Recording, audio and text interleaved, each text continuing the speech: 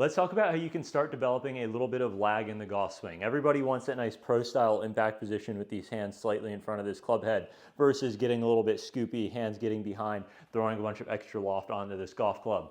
But there are some things that players get wrong very commonly. So we are going to go over what those things are, why they are such an issue, and how you can start to fix these. So there is a feel that gets thrown around, and it's not necessarily the thought that I think is wrong, but it's the way that players go about it. And that is the feel of almost feeling like you're pulling down on the chain and really getting these hands going in transition, or pulling down on a rope. And again, it's not necessarily a bad thought, but the way that players go about this is a lot of times when players get to the top of the backswing, they feel like they're pulling down on a chain or on a rope, and they end up getting into a position where they get very narrow with this lead arm and with this club, thinking that if I start to get my hands working down and I create a very narrow angle in through here and my hands are in front, that is going to allow me to keep my hands in front of this golf club down into impact. But it typically doesn't work like that.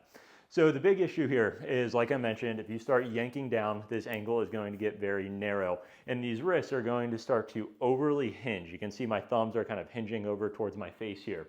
That's going to get this club head very high, shaft and forearm angle very narrow.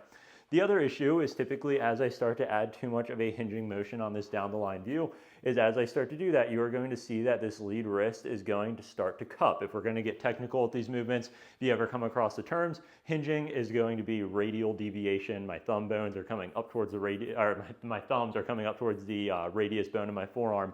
And then when we are looking at cupping, that's going to be referred to as extension. So as you start to have a little bit too much hinge or radial deviation, typically results in a little bit of cupping or extension in this lead wrist.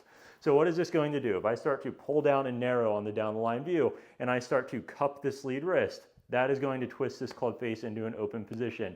So you're typically going to be opening the face, getting very narrow. That is going to lead to a lot of steeper downswings, where I will see that club get very vertical and steep. Face is open, that will lead to a lot of early extension to get the club back and behind, or I will see players try to maintain that angle, face is wide open, and they will just hit mega block pushes all day long, unless you happen to flip it enough.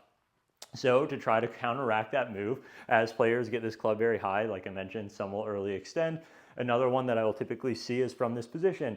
You can see how high this club head is. This club head is in a very high position up here. It needs to get down closer to the golf ball. So I will see a lot of players start to slide and lean back, starting to add a lot of trail side bend. You're going to see that's going to start to really lower this golf club and start to get it a little bit closer to the ground. But now that club is still fairly high, right? I still don't have that club down to the ground yet, and I've really crunched into this side. And it's very hard to crunch and rotate at the same time, or doing it excessively. So this is where you're going to see a lot of players start to pull down, get narrow, club is very high, lean back and lower the club to the ground, but because they've crunched so hard and they aren't rotating very properly, they don't really have any more room to go, something has to get this club down into impact, and that is usually releasing the wrist angles. So you can see I may have a lot of what's going to be referred to as lag, or hands in front at this point, but to compensate to get down to this golf ball, I'm usually going to lose all of it and get very flippy through impact. So that is where trying to pull down is going to get you more narrow, cause more problems than you would like, I'm sure. So the feel that I would like is going to be a little bit more of staying wide and lowering of the arms, not necessarily pulling down on the arms. And there's a difference here. I think of this as a little bit more of kind of a pull down. This is more of a lower. And I'm not casting. I'm not trying to make this angle wider and throw this club out away from me. But once I get up to the top here, I'm going to feel like the angle between forearm and shaft here stays pretty maintained. Again, I'm not extending it further, but if I get here and I feel like I maintain that angle and let my arms lower back towards my heels a little bit more, you may see Justin Rose doing this type of rehearsal. If we get to this point and feel those arms lower without those wrists narrowing, you can now see that club is going to be much further back and behind me. Base is going to be a little more square versus that extended position with that wrist. The wrist is going to be a little bit flatter.